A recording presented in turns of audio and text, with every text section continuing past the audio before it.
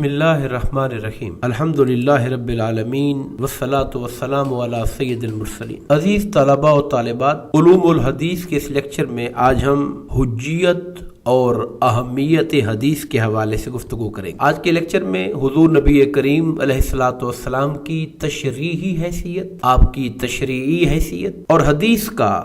Islamic law का second source के तौर पर मुतय्यन होना, इन पहलुओं से बात करेंगे। अल्लाह तबारक व तआला ने हुजूर नबी अकरम सल्लल्लाहु अलैहि वसल्लम को कुरान मजीद की तफसीर और तशरीह का इख्तियार अता फरमाया, बल्कि मैं यूं कहूंगा कि हतमी और कतई इख्तियार और सबसे अव्वल और मोतबर इख्तियार वो अल्लाह रब्बुल इज्जत ने हुजूर नबी करीम अलैहिस्सलातु वस्सलाम को अता फरमाया और आपकी तरफ कुरान मजीद को नाजिल करने के मकासद में से एक मकसद करार इरशाद फरमाया, व अनज़लना इलैका ज़िक्रा, ए नबी मुकर्रम, हमने आपकी तरफ इस जिक्र अजीम कुरान को नाजिल फरमाया, लितुबय्यिना लिन्नासि मा नुज़्ज़िला इलैहिम, ताकि आप लोगों को वो पैगाम और अहकाम खूब वाज़े कर दें जो उनके रब की तरफ से उनकी तरफ उतारे गए, वलअल्लहुम यतफक्करून, ताकि लोग गौर व फिक्र करें। तो हुजूर नबी करीम अलैहिस्सलातु वस्सलाम के मनसबी जिम्मेदारी करार दी गई कि अल्लाह ने जो कुरान में उतारा है आप उन्हें वाज़ेह करके विजाहत के साथ लोगों तक पहुंचा दें। तो विजाहत और तशरीह और तफसीर सबसे आला और मोतबर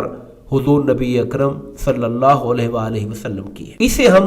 हुजूर नबी करीम अलैहिस्सलातु वस्सलाम की तशरीही हैसियत कहते हैं। तशरीह का लफ्ज निकला है शरा से, एक्सप्लेन करना, इंटरप्रेट करना, तशरीही हैसियत। आगे हम जो जिक्र करने जा रहे हैं वो हुजूर नबी करीम अलैहिस्सलातु वस्सलाम की तशरीही हैसियत। यहाँ पर आखिर में हा छोटी ये नहीं है, तशरीह नहीं है, बल्कि आइन छोटी ये है, तशरीई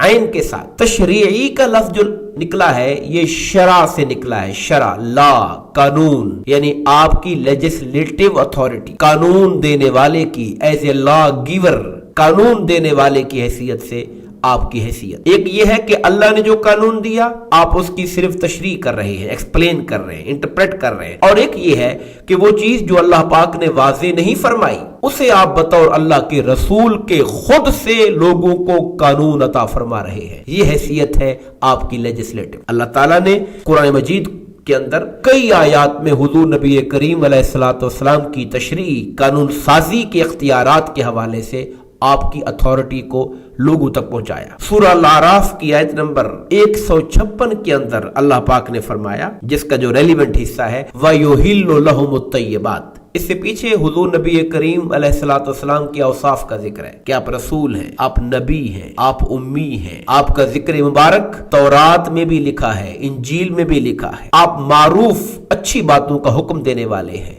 बुरी बातों से मना फरमाने वाले हैं। और ये जो अगला हिस्सा है ये रेलिवेंट है हमारे इस सब्जेक्ट से। वयुहिल्लो, और आप हलाल फरमाते हैं, युहिल्लो हलाल करते हैं, लहुम इनके लिए, यानी अहले ईमान के लिए, अत्तय्यबात पाकीज़ा चीजें, जो तय्यब चीजें हैं, पाकीज़ा हैं, ये नबी उन्हें हलाल फरमा देते हैं। वयुहर्रिमु, और ये पैगंबर हराम कर देते हैं, अलैहिम इन अहले ईमान पर, अल खबाइसा, जो खबीस नापाक और पलीद चीजें। तो तय्यबात को हलाल करना और खबीसात को हराम करना, ये अल्लाह ने हुजूर नबी करीम अलैहिस्सलातु वस्सलाम को इख्तियार और मनसब अता फरमाया, और यही आपकी लेजिस्लेटिव अथॉरिटी। कुरान मजीद के अंदर अल्लाह ताला ने सूरह तौबा आयत नंबर 29 में फरमाया, कातिलुल लज़ीना ला युमिनूना बिल्लाहि वला बिल यौमिल आखिर, लड़ो उन लोगों से जो अल्लाह पर ईमान नहीं रखते और क़यामत के दिन पर ईमान नहीं रखते, वला युहर्रिमूना, और उन चीजों को हराम नहीं जानते, मा हर्रमल्लाहु व रसूलुहु, जिन्हें अल्लाह और उसके रसूल ने हराम करार। ये जो हराम करने का वर्ब है इसके फाइल अल्लाह भी है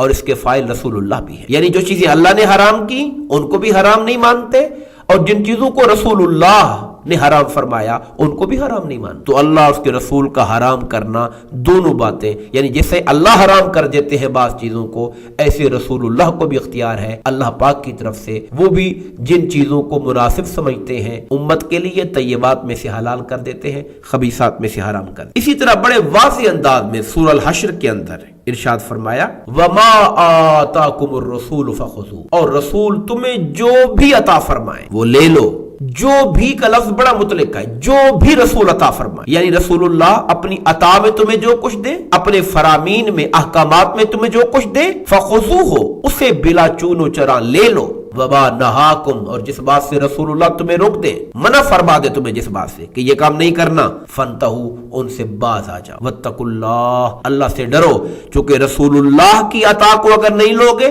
اور رسول اللہ کے منع کرنے سے اگر منع نہیں ہوگے تو اس سے اللہ کی ناراضگی ہو، اللہ سے ڈرو، ان اللہ شدید العقاب، بے شک اللہ تعالیٰ سخت سزا دینے والا ہے۔ حضور نبی کریم علیہ الصلوۃ والسلام کی بعثت کے، آپ کے دنیا میں تشریف آوری کے جو مقاصد اللہ پاک نے بیان فرمائے، اسے واضح طور پہ سورہ البقرہ کی آیت نمبر 129 میں فرمایا، ربنا، ابراہیم علیہ السلام کی دعا کا ذکر، ہمارے پروردگار، وبعث فیہم، ان میں بھیج دیجئے، رسولا، وہ اپنا مکرم معزز رسول، منہم، جو ان میں سے ہو، اور وہ کیا کریں گے، یتلو علیہم آیاتک، وہ ان پر آپ کی آیات کو تلاوت، انہیں چہارگانہ فرائض نبوت قرار دیا گیا، یعنی نبی کے جو فرائض ہیں، جو ذمہ داریاں ہیں، وہ یہ چار بنیادی ہیں، اللہ نے جو آیتیں اتاری ہیں ان کی تلاوت کرنا، وَيُعَلِّمُهُمُ الْكِتَابَ وَالْحِكْمَةَ، اور انہیں تعلیم دیں گے کتاب کی اور تعلیم دیں گے حکمت، وَيُزَكِّيهِمْ، اور ان کا تزکیہ کریں، إِنَّكَ أَنْتَ الْعَزِيزُ الْحَكِيمُ، بے شک تو ہی غالب اور حکمت والا ہے۔ یہ جو آیات ہم نے جن کا ذکر کیا ہے، جس کے اندر حضور نبی کریم علیہ الصلوۃ والسلام کے فرائض و وظائف کا ذکر کیا گیا، اس سے ثابت ہوتا ہے کہ قرآن مجید کی تلاوت اور پڑھنے کے طریقے کے بارے میں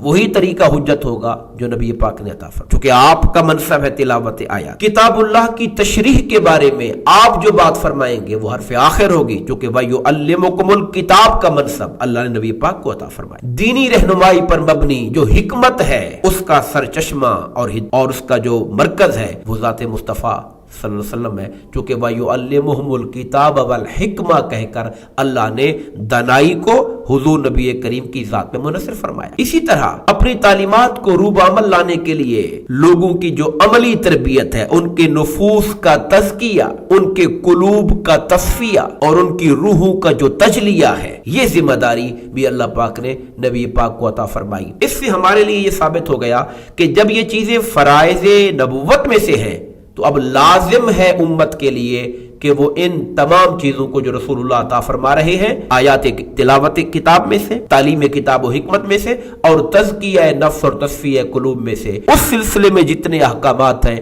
ہم پر واجب ہے کہ ہم ان کی تعمیل کریں۔ اور حضور نبی کریم علیہ الصلوۃ والسلام کو چونکہ تزکیہ اور عملی تربیت کی ذمہ داری دی گئی، تو آپ کے تمام افعال اور زندگی ساری کی ساری امت کے لیے ایک ماڈل ہے، ایک مثال اور نمونہ ہے۔ لَقَدْ كَانَ لَكُمْ فی رسول اللہ اسوۃ حسنہ، بے شک نبی کریم علیہ الصلوۃ والسلام کی زندگی ایک کامل نمونہ ہے، ہمارے لیے بہترین نمونہ ہے، تو آپ کو فالو کرنا ہر اعتبار سے لازم ہے۔ تو حدیث پاک اس جہت سے اسلام کا جو قانون ہے اس کا دوسرا مین اور سورس ہے، بیسک سورس ہے، جس کی طرف ہمیں چلنے کا اور پیروی کرنے کا حکم دیا گیا۔ حدیث کے اسلامی قانون کے سرچشمہ ہونے کے حوالے سے